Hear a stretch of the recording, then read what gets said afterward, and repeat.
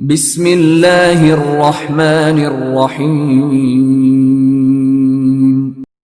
اقرأ باسم ربک الذی خلق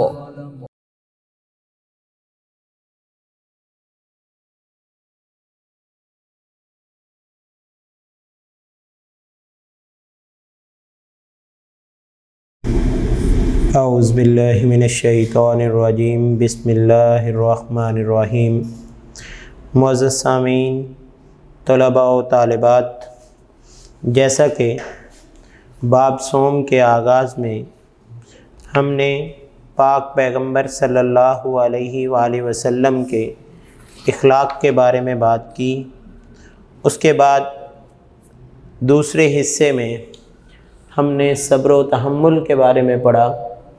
آج اس کا پارٹ 3 ہے، جسے کہتے ہیں ایفائے عہد۔ ایفائے عہد کا مطلب کیا ہوتا ہے؟ وعدہ کی پابندی کرنا۔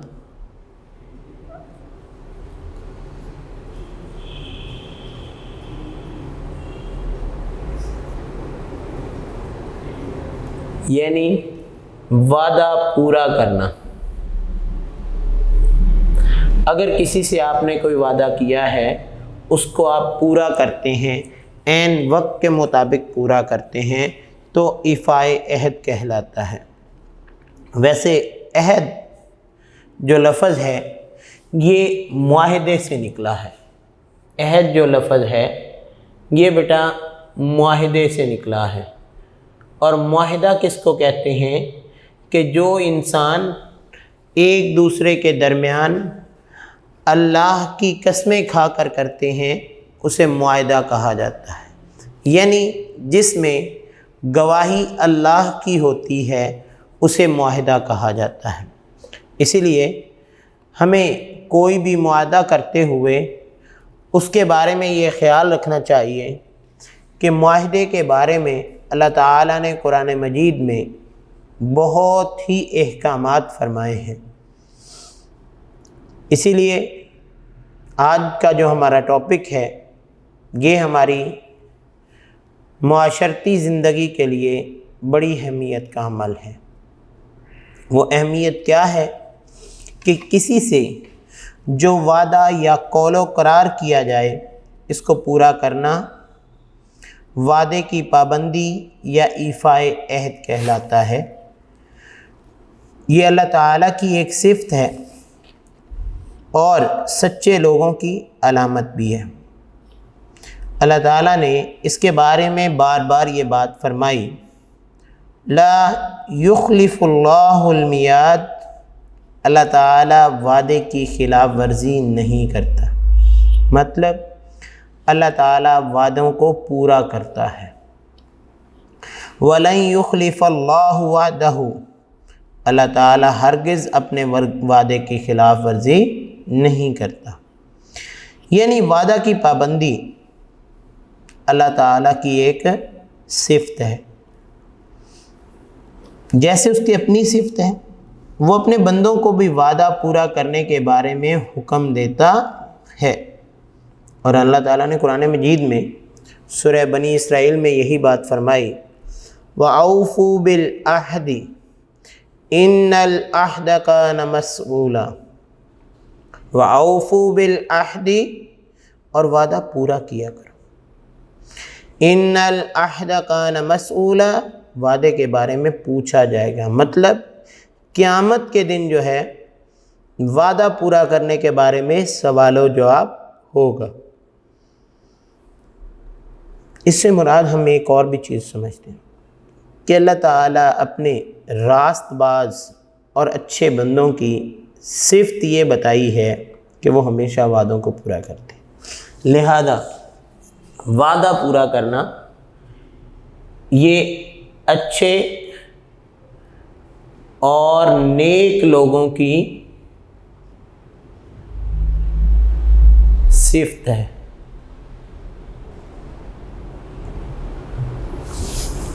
اس کے بعد ایمان والے جو لوگ ہیں ان کے بارے میں بھی وعدہ پورا کرنے کے بارے میں احکامات آئے ہیں۔ آپ کی بک میں وعدہ پورا کرنا ایک ہیڈنگ دی گئی ہے۔ اللہ تعالیٰ نے اپنے راست باز اور اچھے بندوں کی صفت یہ بتائی ہے کہ وہ اپنے وعدے پورے کرتے ہیں۔ وَالْمُؤْفُونَ بِعَهْدِهِمْ إِذَا عَاهَدُوا سورہ بقرہ میں ہے، اور جب وعدہ کرتے ہیں تو اسے پورا کرتے ہیں۔ کامل ایمان رکھنے والے مسلمانوں کی صفت بھی ایفائے عہد ہی قرار دی گئی ہے۔ ارشاد ربانی ہے وَالَّذِينَ هُمْ لِأَمَانَاتِهِمْ وَعَهْدِهِمْ رَاعُونَ وَالَّذِينَ اور جو لوگ ہم لِأَمَانَاتِهِمْ اماناتہم اپنی امانتوں کو کیا کرتے ہیں؟ نگہبانی کے ساتھ رکھتے ہیں۔ وَعَهْدِهِمْ رَاعُونَ اور اپنے وعدوں کی نگہبانی کرتے ہیں۔ نہ تو وہ امانتوں میں خیانت کرتے ہیں اور نہ ہی وہ وعدوں کی خلاف ورزی کرتے ہیں۔ اس لیے وعدہ پورا کر کے انسان ان لوگوں میں شامل ہو جاتا ہے جو اللہ تعالیٰ کے نیک اور راست بار لوگ ہیں، جو ایمان والے لوگ ہیں۔ اب یہ وعدہ پورا کرنا ایک مومن کی نشانی ہے۔ وعدہ پورا کرنے کے بارے میں جتنے احکامات آپ سن چکے ہیں، ان احکامات پر غور کریں تو اللہ تعالیٰ نے کتنی صورتوں میں یہ فرمایا۔ سورہ زمر میں پہلے فرمایا کہ اللہ تعالیٰ وعدے کے خلاف نہیں کرتے۔ سورہ حج میں فرمایا اللہ تعالیٰ ہرگز اپنے وعدے کے خلاف نہیں کرتا۔ سورہ بنی اسرائیل میں فرمایا اور وعدہ پورا کیا کرو، اس کے بارے میں سوال ہوگا۔ سورہ بقرہ میں فرمایا اور جب وعدہ کرتے ہیں تو اسے پورا کرتے ہیں، یہ ایمان والوں کی نشانی ہے۔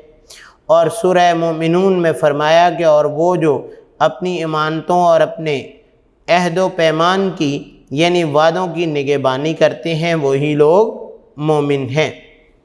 اب اگلی بات ہے قسم اور قول کی پابندی۔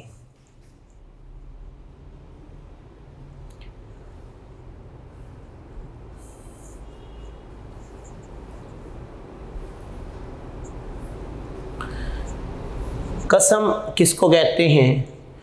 کہ جب انسان کسی بھی بات میں اپنا گواہ اللہ کو بنائے اسے قسم کہتے ہیں۔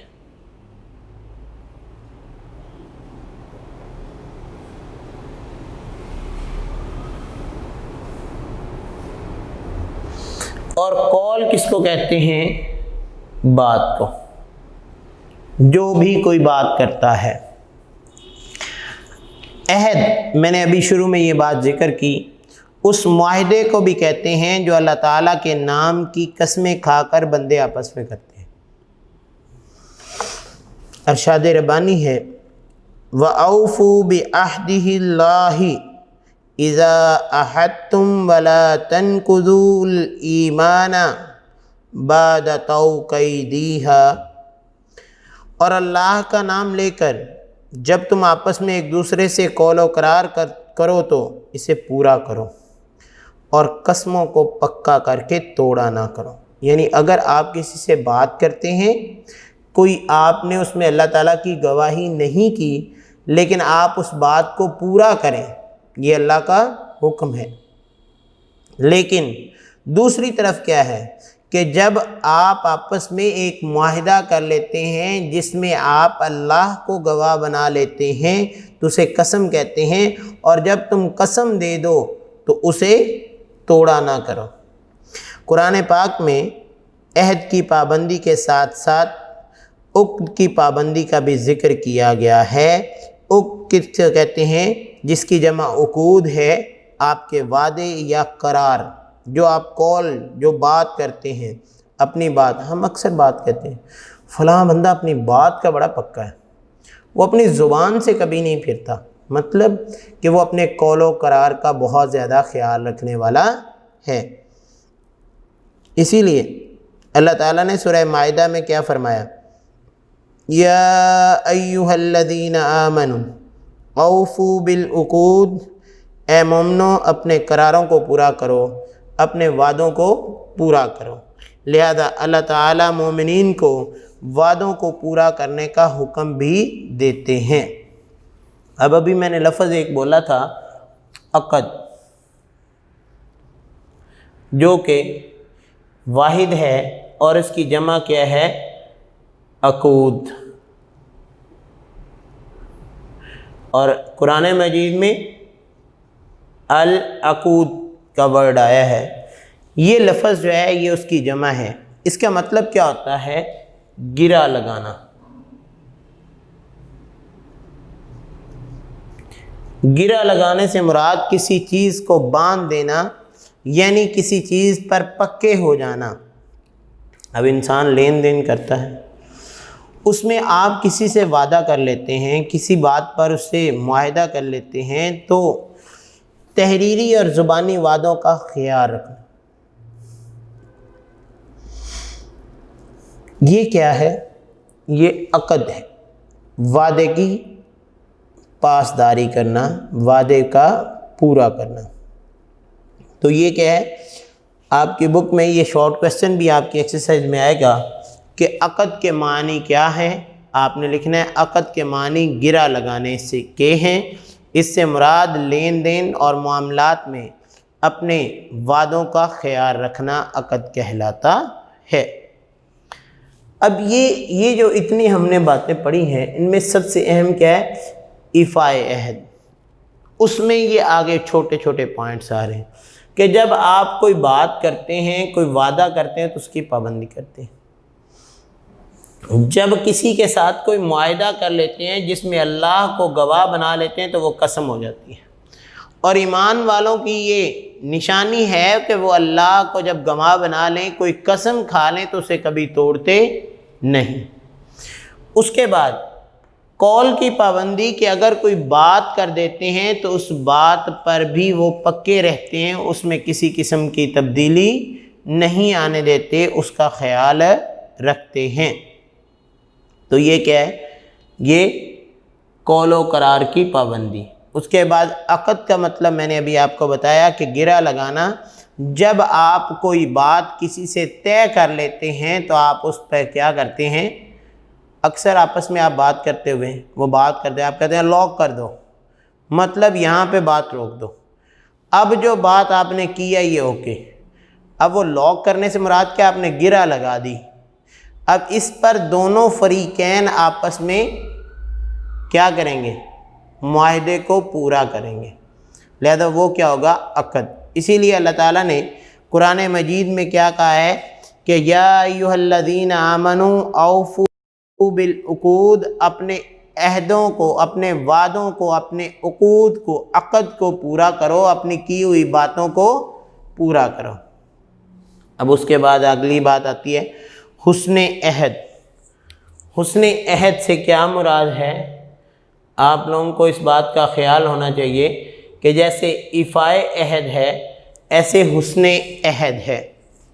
ایک بڑھیا رسول اللہ صلی اللہ علیہ وآلہ وسلم کی خدمت میں حاضر ہوئی، اس نے پوری تفصیل سے اس کا حال کا جائزہ لیا اور آپ صلی اللہ علیہ وآلہ وسلم نے اس کا حال پوری تفصیل سے پوچھا۔ جب وہ چلی گئی تو حضرت عائشہ رضی اللہ تعالی عنہا نے کہا آپ نے اس بڑھیا کی طرف اس قدر توجہ کیوں کی؟ آپ نے فرمایا یہ حضرت خدیجہ رضی اللہ تعالی عنہا کے زمانے میں ہمارے ہاں آیا کرتی تھیں اور حسن عہد ایمان سے ہے، یعنی اپنے ملنے جلنے والوں سے یکساں سلوک کرنا ایمان کی نشانی ہے۔ اب اس سے ایک بہت بڑی بات، جو شخص اپنے ملنے والوں سے اچھا سلوک کرتا ہے تو وہ اس کے ایمان کی علامت ہے۔ یہ بات میں نے نہیں کہی بلکہ اللہ کے پیغمبر نے کس کو فرمائی؟ ام المومنین حضرت عائشہ صدیقہ رضی اللہ تعالی عنہ کو فرمائی۔ اور مثال کس کی دی؟ کہ اس عورت کی جو حضرت خدیجہ رضی اللہ تعالی عنہ جو کہ اس دنیا کو بہت پہلے چھوڑ گئی تھیں، لیکن ان کے زمانے میں وہ عورت آتی تھی، تو اس عورت کی آپ صلی اللہ علیہ وآلہ وسلم نے انتہائی توجہ سے بات سنی۔ تو حضرت عائشہ رضی اللہ تعالیٰ عنہ نے پوچھا کہ یہ آپ نے اس عورت کی اتنی توجہ کیوں کی اس کی طرف؟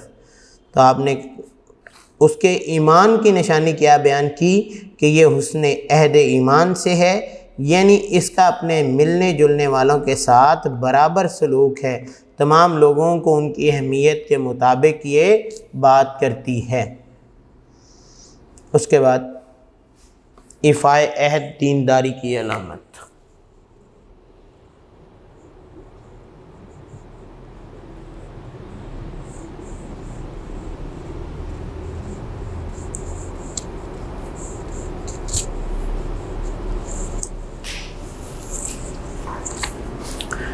ہمارے پیارے نبی حضرت محمد صلی اللہ علیہ وآلہ وسلم نے ایک بہت ہی خوبصورت بات فرمائی۔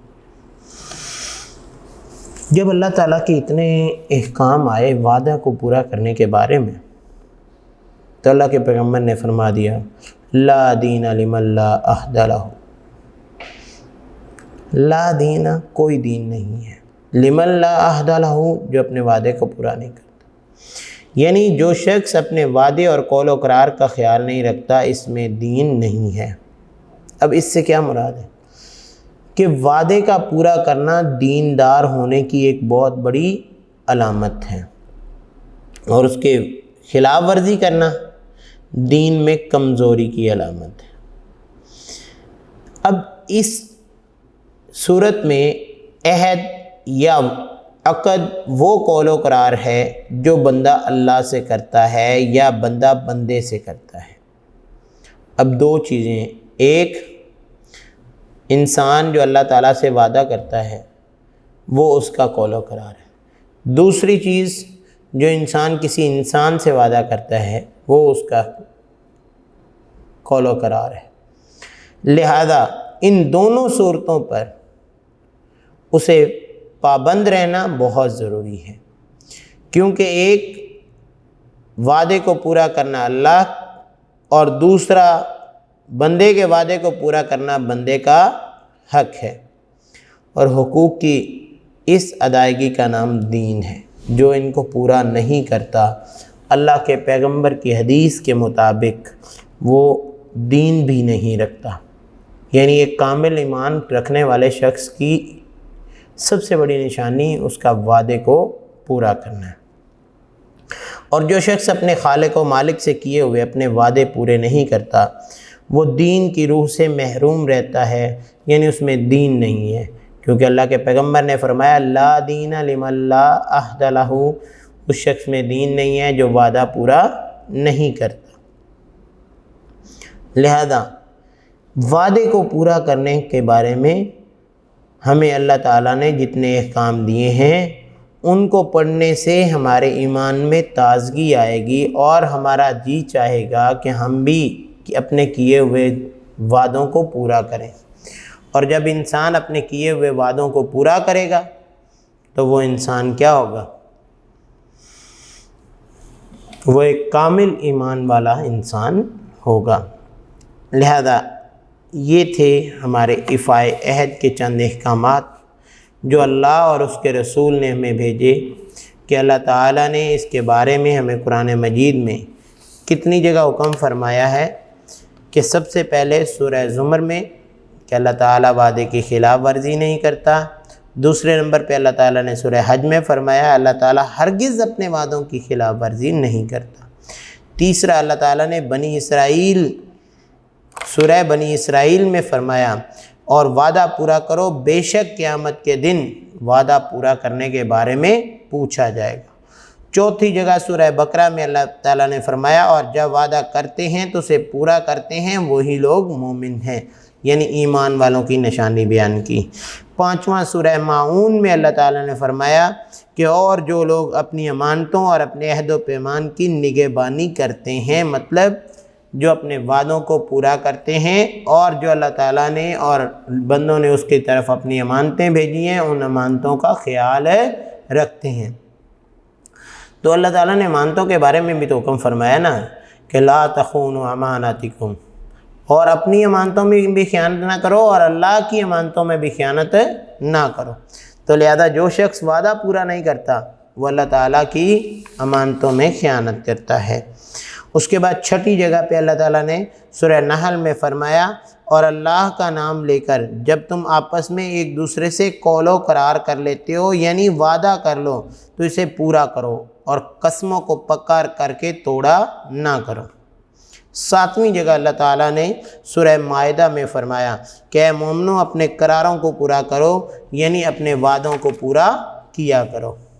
اور ان تمام 7 جگہوں پر اللہ تعالیٰ کے احکامات کو پڑھتے ہوئے اللہ کے پیغمبر نے فرما دیا کہ ایک دفعہ نہیں، 2 دفعہ نہیں، 7 جگہ یہ جب اللہ نے حکم فرمایا تو اللہ کے پیغمبر نے فرمایا لا دین لمن لا عہد لہ، جو وعدہ پورا نہیں کرتا اس کا کوئی دین نہیں ہے۔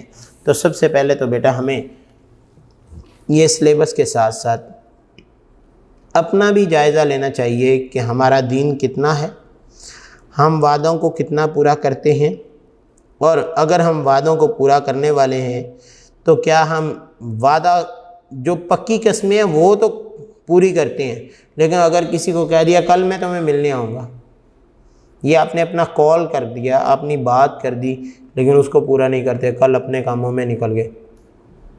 کسی نے کوئی چیز مانگی تو کل تمہیں دے دوں گا، پرسوں دے دوں گا، فلاں دن کو دے دوں گا، تو اس کا ٹائم چینج کر دیا، تو یہ قول قرار کا پکا شخص نہیں ہے۔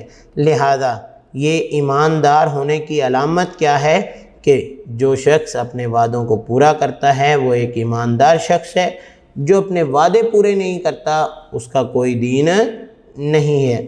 لہذا اپنے خالق اور مالک سے کیے ہوئے وعدے یا انسانیت سے کیے ہوئے وعدوں کو بیٹا آپ لوگوں نے خود بھی پورا کرنا ہے، اللہ تعالی ہم سب کو توفیق بھی دے۔ اس کے ساتھ ساتھ اس سلیبس کو بھی یاد کرنا ہے، اور اس سلیبس میں یہاں پہ 4 سوالات 5 دیے گئے ہیں، ہم ان 5 سوالات کو پڑھتے ہیں۔ پہلا ایفائے عہد سے کیا مراد ہے، اور آپ کو اس ٹاپک کی پہلی لائن میں یہ بات سکھائی گئی کہ کسی سے جو وعدہ یا قول و قرار کیا جائے اس کو پورا کرنا وعدے کی پابندی یا ایفائے عہد کہلاتا ہے۔ یہ صرف انسانوں کی صفت نہیں ہے بلکہ یہ اللہ تعالیٰ اور سچے لوگوں کی بھی علامت ہے۔ دوسرا، لا یخلف اللہ المیعاد، اس کا ترجمہ کریں تو ہم نے سورہ زمر میں پڑھا ہے لا یخلف اللہ المیعاد، اللہ تعالیٰ وعدہ کی خلاف ورزی نہیں کرتا، اللہ تعالیٰ وعدے کے خلاف نہیں ہے۔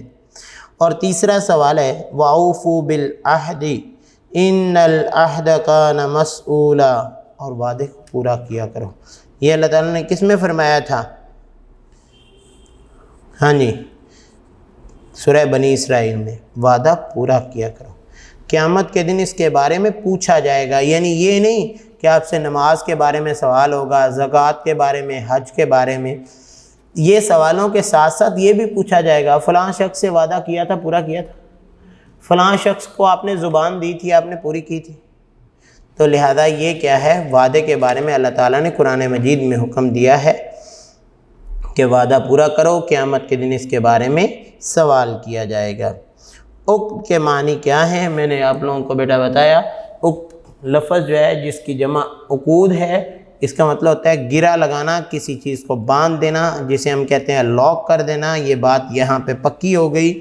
اور اپنے تحریری اور زبانی وعدوں کا خیال رکھنا، نہ صرف عام دنوں میں بلکہ لین دین میں بھی ان کا خیال رکھنا بہت ضروری ہے۔ آخری حدیث مبارکہ میں دین داری کی علامت کسے قرار دیا گیا؟ تو اللہ تعالیٰ کے پیغمبر نے فرمایا کہ جو وعدہ پورا نہیں کرتا وہ ہم میں سے نہیں، اس کا کوئی دین نہیں۔ لہذا دین داری کی سب سے بڑی علامت کیا ہے کہ انسان اپنے وعدوں کو پورا کرے۔ تو اللہ تعالیٰ سے یہ دعا ہے کہ اللہ تعالیٰ ہمیں اپنے وعدوں کو پورا کرنے کی توفیق دے۔ اور ان سوالوں کو، چھوٹے چھوٹے سوال ہیں، 6 سوال، بیٹا جیسے ہی آپ یہ لیکچر سنیں آپ ان 6 سوالوں کو لکھیں اپنی کاپی پہ، اور اس چیپٹر کے اپنی بک نکال کر ان کے آنسر لکھیں۔ ایک تو آپ کے پاس وہ کویسچن آنسر جو ہیں آپ کے پیپروں کے لیے کام آئیں گے، دوسرا آپ کو بار بار بک سے ڈھونڈنے نہیں پڑیں گے۔ آپ کو یہ تمام میں نے بتا دیا کہ آپ کے پہلے پیراگراف میں پہلے سوال کا جواب، بلکہ پہلی لائن میں، اس سے نیچے والی لائن میں اللہ تعالیٰ نے جو حکم فرمایا لا یخلف اللہ المیعاد، دوسرے سوال کا جواب، اور تیسرا وعدہ پورا کرو، اس کے بارے میں سوال کیا جائے گا۔ سورہ بنی اسرائیل آپ کی 5ویں 6 لائن میں یہ جواب ہے۔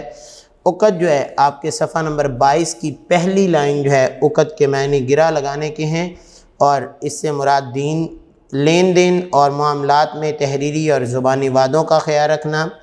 اور اس کے بعد 5واں جو سوال ہے حدیث مبارکہ میں دینداری کی علامت کیا ہے، کہ اللہ تعالیٰ کے پیغمبر نے فرمایا کہ جو شخص وعدہ پورا نہیں کرتا اس کا دین بھی کمزوری کی علامت ہے، اور جو وعدے کا خیال نہیں رکھتا اس کا کوئی دین نہیں ہے۔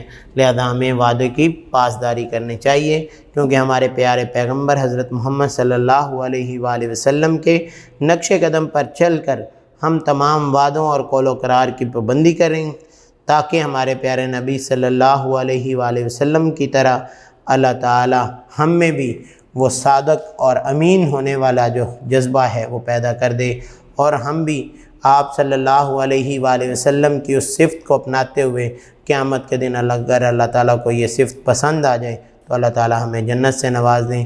اللہ سے دعا ہے کہ اللہ تعالیٰ ہمیں پڑھنے کی توفیق دیں، اور آپ لوگوں کو بھی غور سے ان چیزوں کو دیکھنے اور ان کو سیکھنے کے ساتھ ساتھ ان پر عمل پیرا ہونے کی توفیق دے۔ معزز سامعین اور طلباء و طالبات، Now we are starting from day 4۔ اس سے گزشتہ ہم نے جو ڈیز پڑھے ان میں ہم نے مختلف ٹاپکس کو مختلف انداز سے پڑھا۔ جیسے ڈے 3 میں ہم نے ایفائے عہد کے بارے میں پڑھا، ڈے 2 میں ہم نے صبر و تحمل کے بارے میں پڑھا، اور ڈے 1 میں حضور اکرم صلی اللہ علیہ وآلہ وسلم کے خلق عظیم کے بارے میں پڑھا۔ آج کا ہمارا ڈے جو ہے وہ استقامت سے متعلقہ ہے۔ استقامت کس کو کہتے ہیں، اس کے لفظی معنی کیا ہے؟ اس کے لفظی معنی جو ہے وہ سیدھے چلتے رہنا۔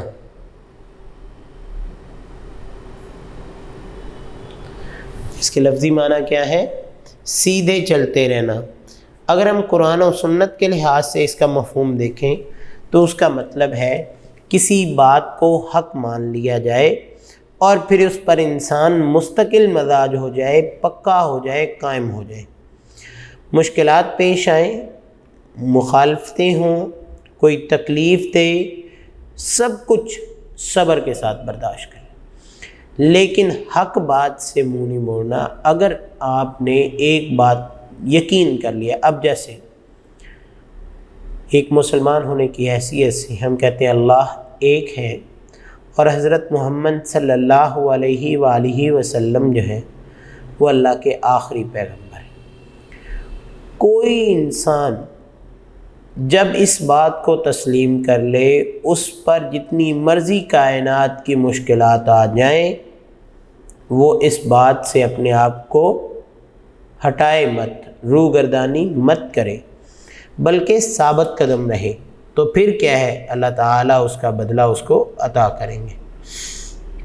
استقامت کا حکم اس لیے دیا گیا کہ ایک طرف ہماری آزمائش ہو جائے کہ ہم اپنے ایمان کے دعوے میں کتنے سچے ہیں، اور دوسرے اس کے ذریعے استقامت دکھانے والوں کو اللہ تعالیٰ درجات بلند کرتے ہیں۔ تیسرا، اسی کے ذریعے دین بھی پھیل سکتا ہے۔ جب ہم مستقل مزاج ہوں گے، جب ہم اچھے طریقے سے کام کر رہے ہوں گے، یا اللہ کو ماننے کے بعد اس پر پکے رہیں گے، تو دوسرے لوگ بھی اس چیز کو دیکھ کر ایمان لا سکتے ہیں۔ اب کیا ہے، جو شخص استقامت کرتا ہے اس کے لیے اللہ تعالیٰ نے سب سے پہلا کام کیا ہے، اجر عظیم تیار کر رکھا ہے۔ اس کے لیے بہت بڑا اجر اللہ نے رکھا ہے۔ وہ اجر کیا ہے؟ کیونکہ ایک مسلمان ہونے کی حیثیت سے ہم اس بات کو تسلیم کرتے ہیں کہ قرآن مجید اللہ تعالیٰ کی آخری کتاب، اور اس میں کسی قسم کا کوئی شک نہیں۔ اس میں اللہ تعالیٰ نے سورہ حامیم سجدہ میں یہ بات کہی ہے جن لوگوں نے کہا ہمارا رب اللہ ہے پھر اس پر ڈٹ گئے تو ان پر فرشتے خوشخبری لے کر نازل ہوتے ہیں. کیا کہتے ہیں کہ نہ تم خوف کھاؤ اور نہ غم کرو اور اس جنت کی نوید پر خوش ہو جاؤ، یعنی اس خوشخبری کو سن لو جس کا اللہ نے تم سے وعدہ کیا ہے. ہم دنیا کی زندگی میں بھی تمہارے حامی و مددگار اور دوست ہیں اور آخرت میں بھی، اور اس جنت میں تمہارے لیے وہ سب کچھ ہوگا جو تمہارا جی چاہے گا، اور وہ سب ہوگا جو تم طلب کرو گے. یعنی جنت میں رہتے ہوئے آپ اگر خواہش کوئی بھی اپنے دل میں لے کر آؤ گے تو اللہ تعالیٰ فوراً تمہاری اس خواہش کو پورا کر دیں گے. اور بطور میزبانی کے بہت بخشنے والے نہایت مہربان کی طرف سے. کون مہربان اس وقت میزبان ہوگا؟ اللہ تعالیٰ خود اپنے بندوں کی میزبانی کر رہے ہوں گے، اور جب اللہ تعالیٰ میزبانی کر رہے ہوں گے تو اس کی میزبانی کتنی اعلیٰ ہوگی. اب یہ کیا ہے کہ یہ ان لوگوں کے لیے جو استقامت رکھتے ہیں، جو کسی چیز پر مستقل مزاج رہتے ہیں، اللہ تعالیٰ نے ان لوگوں کے لیے بہت بڑا اجر تیار کر رکھا ہے. لیکن اس اجر کے بارے میں اب مسلمان کہہ سکتے ہیں کہ پہلے تو کسی کو اس چیز کا حکم نہیں دیا گیا، یا پہلے کس نے کر کے دکھایا ہے. لیکن ایک مسلمان جو اللہ پر اور اس کے رسول پر یقین رکھتا ہے تو اس کو اس بات کا پتہ ہونا چاہیے کہ جو کام اللہ کے رسول نے کر دیا وہ کیا ہے؟ وہ ہمارے لیے سنت ہے. اور اللہ کے رسول صلی اللہ علیہ وآلہ وسلم کی استقامت جو ہے وہ سب سے اعلیٰ ہے. اللہ کے رسول صلی اللہ علیہ وآلہ وسلم اپنے رب سے کس حد تک ملاقات کرنے کے باوجود، کس حد تک اپنے رب کے احکامات کو ماننے کے باوجود یہ بات پکا رہتے تھے کہ جو اللہ نے حکم دیا ہے اس کے علاوہ کوئی چیز نہیں ہے. اور جب وہ اللہ کی باتوں کو مانتے ہیں تو ان کی زندگی ہمارے لیے سب سے بڑا بہترین نمونہ ہے. مکہ میں حضور صلی اللہ علیہ وآلہ وسلم کو جب اللہ تعالیٰ کی طرف سے نبوت عطا کی گئی تو آپ نے کیا کیا؟ آپ نے لوگوں کو تبلیغ کی. اب جب آپ صلی اللہ علیہ وآلہ وسلم کہتے تھے کہ اللہ ایک ہے، وہ لوگ ماننے والے تھے 360 بتوں کو، لہذا ان کے لیے یہ بڑی مزاحیہ کن بات تھی، اور انہوں نے آپ صلی اللہ علیہ وآلہ وسلم کو دھمکیاں بھی دیں، آپ کا مذاق بھی اڑایا، آپ کو لالچ بھی دیا، اور بعض اوقات تو آپ صلی اللہ علیہ وآلہ وسلم کو انہوں نے قید و بند میں بھی رکھا.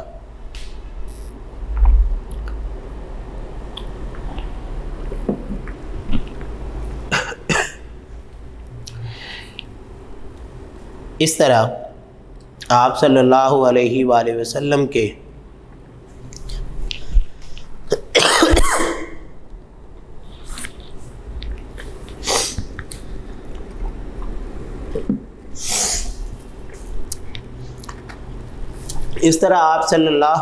وآلہ وسلم کے چچا کو بھی انہوں نے پیغام بھیجا اور ان کے ذریعے بھی آپ صلی اللہ علیہ وآلہ وسلم کو سمجھانے کی کوشش.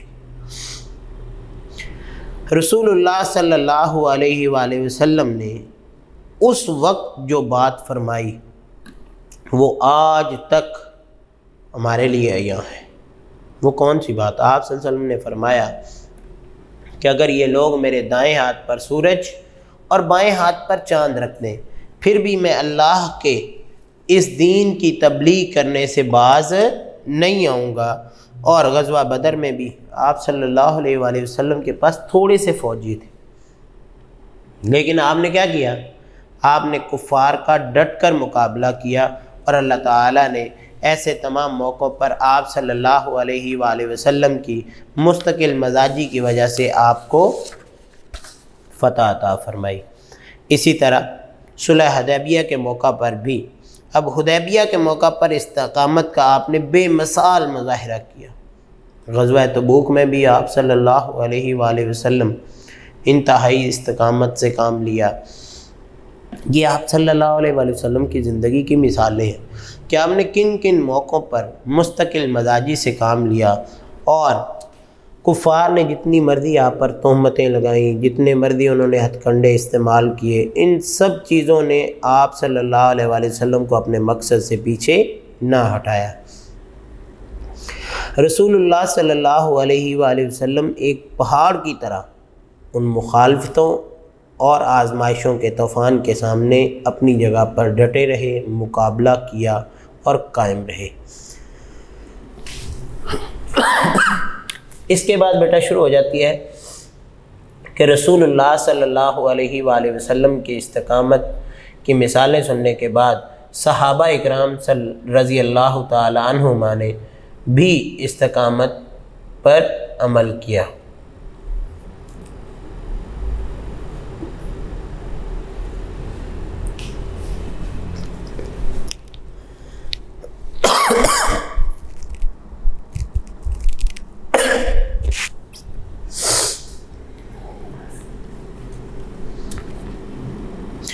صحابہ اکرام کی استقامت، صحابہ کرام نے استقامت کے جو کارنامے سر انجام دیے وہ ہمارے لیے بہت بڑی مثالیں ہیں۔ اللہ کے پیغمبر کے بعد ہمارے پاس کیا ہے؟ آپ کے ان خلفائے راشدین کی مثالیں، ان صحابہ اکرام کی مثالیں جنہوں نے آپ صلی اللہ علیہ وآلہ وسلم کو براہ راست دیکھا، آپ کو اعمال کرتے ہوئے دیکھا اور آپ کی زبان سے الفاظ سنے۔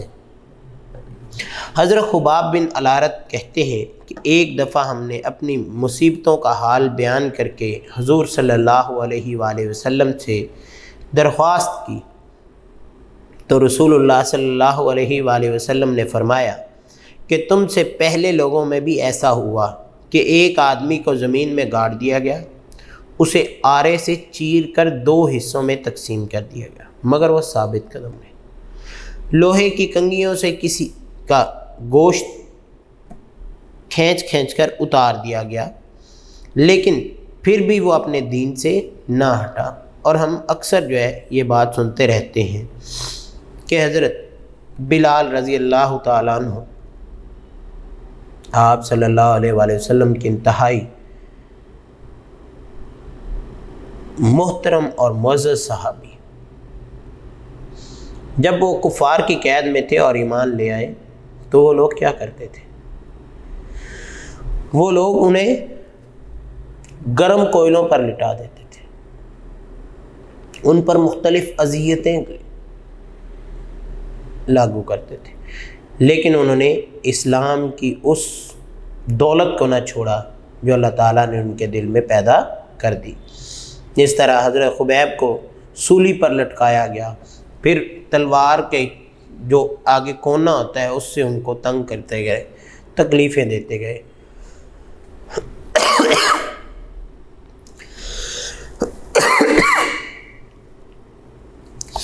لیکن اس کے باوجود حضرت خبیب نے کسی قسم کا ایسا لفظ نہ بولا جو ان کو ایسا کر دیتا کہ وہ ان کے سامنے اپنے صبر اور تحمل سے پیچھے ہٹا سکتا، بلکہ حضرت خبیب رضی اللہ تعالیٰ عنہ سے انہوں نے یہ الفاظ بولے کہ خبیب تم تو سوچ رہے ہوگے کہ کاش تمہاری جگہ تمہارے پیغمبر ہوتے، انہیں تکلیفیں دی جاتی۔ تو نعوذ باللہ حضرت خبیب رضی اللہ تعالیٰ عنہ نے فرمایا کہ اللہ معاف کرے، میں تو یہ بھی نہیں برداشت کروں گا کہ میرے پیغمبر کے پاؤں میں ایک کانٹا چبھے، یہ تکالیف میں خود پہ برداشت کروں گا، اور اللہ تعالیٰ ہمارے پیغمبر صلی اللہ علیہ وآلہ وسلم کو ان تمام مصیبتوں سے بچا کر رکھے۔ تو اب تو چاہتے ہو کاش میری جگہ محمد ہو؟ تو انہوں نے کہا میں ایسا کبھی بھی نہیں سوچ سکتا، ایسی 100 اذیتیں مجھے دے دے کر مارا جائے اور زندہ کیا جائے مجھے منظور ہے، لیکن میرے پیغمبر کے پاؤں میں کانٹا بھی نہ چبھے۔ اس شہید راہ وفا نے مرنے سے پہلے جو اشعار کہے وہ یہ ہیں: جب میں ایمان کی حالت میں اپنی جان دے رہا ہوں تو مجھے اس بات کی کوئی پرواہ نہیں کہ اللہ کی راہ میں زخم کھا کر گرتا ہوں تو میری دائیں کروٹ زمین پر پہلے لگتی ہے یا بائیں کروٹ زمین پر لگتی ہے۔ سچے اور مخلص مسلمانوں کی استقامت اور ثابت قدمی کی یہی کیفیت ہوتی ہے۔ تاریخ اسلام کا دامن ایسی بے شمار مثالوں سے بھرا پڑا ہے۔ تو ہمیں ایک مسلمان ہونے کی حیثیت سے اللہ تعالیٰ اور اس کے پیغمبر سے یہ وعدہ کرنا چاہیے کہ اپنی زندگی جو ہے وہ قرآن کے مطابق، اللہ کے پیغمبر کے فرمان کے مطابق، آخرت کے برحق ہونے پر یقین رکھ کر اور اس کے تمام تقاضوں کو پورا کر کے گزاریں۔ اب دیکھیں ہم لوگ ان چیزوں میں تو یہ تو بڑی بڑی تکالیف جو اللہ کے پیغمبر نے برداشت کی، جو صحابہ نے برداشت کی، لیکن ہمیں کیا ہے سب سے اہم چیز کہ اگر ہم نماز کے ہی مستقل مزاج بن جائیں تو ہماری زندگی جو ہے وہ پھر بھی سنور سکتی ہے۔ ہم نماز ہی پابندی سے ادا کر دیں۔ اس طرح اسلامی تعلیمات دوسری ہے، جو شخص نماز کا پابند ہو جائے گا وہ کیا کرے گا؟ وہ حضور صلی اللہ علیہ وآلہ وسلم کی تعلیمات کو سیکھے گا۔ جب وہ ان تعلیمات کو سیکھے گا تو وہ ایسے تمام علوم میں بہتر انسان بن جائے گا جو اس کو راہ راست پر لے کے جانے والے ہیں، جو سیدھے رہے۔ اب دیکھیں ایک شخص نماز پڑھتا ہے تو جب وہ جمعے کی نماز پڑھنے جائے گا تو قاری صاحب اگر وہاں پہ بیان کریں گے کہ والدین کی عزت کرنا بہت بڑا اجر کا کام ہے، کیسے؟ اس کے بارے میں قرآن میں کہا گیا کہ جب تمہارے والدین بوڑھے ہو جائیں تو ان کے سامنے اف تک بھی نہ کہو، یہ تو کام سے منع کر دیا۔ لیکن اجر اللہ کے پیغمبر نے کیا فرمایا؟ ایک شخص جب اٹھتا ہے، صبح سو کے اٹھتا ہے تو اپنے والدین کو پیار کی نگاہ سے دیکھ لیتا ہے تو کیا ہوتا ہے؟ اللہ تعالیٰ حج کا ثواب دیتے ہیں، جس حج کے لیے ہمیں اپنے دن بھی لگانے پڑتے ہیں، اپنا مال بھی لگانا پڑتا ہے، ہمیں محنت بھی کرنی پڑتی ہے، اور پھر جا کر وہ حج کا ہمیں یقین نہیں ہوتا ثواب ہمارا قبول ہوا ہے حج یا نہیں۔ لیکن جو شخص صبح اٹھ کے اپنے والدین کو محبت کی نگاہ سے دیکھ ہی لیتا ہے تو اللہ تعالیٰ اسے قبول حج کا ثواب دیتے ہیں۔ اب جس نے ان کی خدمت کر دی وہ تو اور زیادہ۔ تو اس لیے اللہ تعالیٰ سے دعا ہے کہ اللہ تعالیٰ ہمیں صبر و استقامت پر عمل کرنے کی توفیق عطا فرمائے۔ آج کے لیے اجازت چاہتا ہوں۔